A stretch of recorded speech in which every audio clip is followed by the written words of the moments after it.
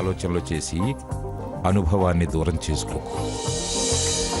సిగ్గుపడుతుంటే దగ్గరకు తీసుకొని తను నీదైపోయేలా చేసుకోవాలి గాని ఎప్పటి మాటలో వెతుక్కుని కాలం వృధా చేస్తావట్రా. నా నమ్మకం ప్రకారం సీత మనస్ఫూర్తిగా నిన్ను తనవాడు అనుకుందిరా.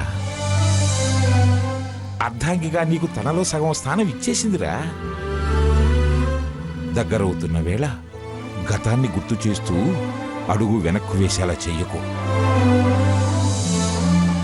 నీ మాటలు విన్నాకే నేనెంత ఓపెన్గా చెప్పాల్సి వచ్చింది. సహజంగా ఇలాంటి మాటలు ముత్తైదువులు ఆడపిల్లలకి చెబుతారట, కానీ నేను నీకు చెప్పాల్సి వస్తుంది. ఇన్నేళ్ల నా వయసులో నాకు కొత్త అనుభవాన్ని మిగిల్చేవరా నువ్వు. మీ సుఖ సంతోషాలు కోరేరా నేను యుద్ధం మొదలుపెట్టింది. నేను గెలవాలి అంటే మీరొక్కటవ్వాల్సిందే. మీరు ఒక్కటవ్వని నా విజయం అర్థం లేని పోరాటమే అవుతుంది. నేను ఓడటమో గెలవటమో మీ చేతుల్లోనే ఉందిరా. ఏమంటావు? నువ్వు చెప్పినట్టే నడుచుకుంటాను తాతయ్య. చాలరా, నీతో ఈ మాట అనిపించటం కోసమే నీకింత వివరంగా చెప్పాల్సి వచ్చింది. పద. ఏంటి తాత మనవాళ్ళు ఏకాంతంగా చర్చలు జరుపుతున్నారు? కాంతా విలాసం గురించిలేమ్మా. అనుభవాలు నూరిపోస్తున్నా.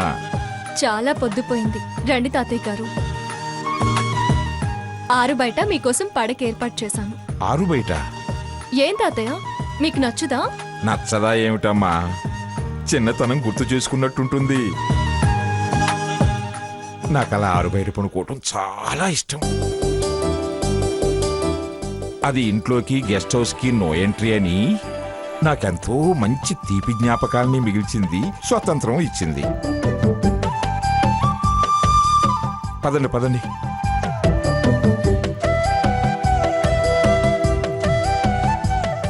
ఆహా, ఎంత ప్రశాంతంగా ఉంది.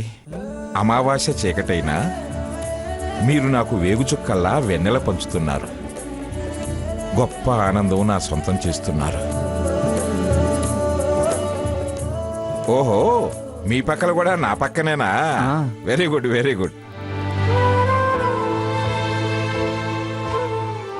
అమ్మగారండి, అయ్యగారికి రాయి జారిపడి రక్తం కారుతుందండి.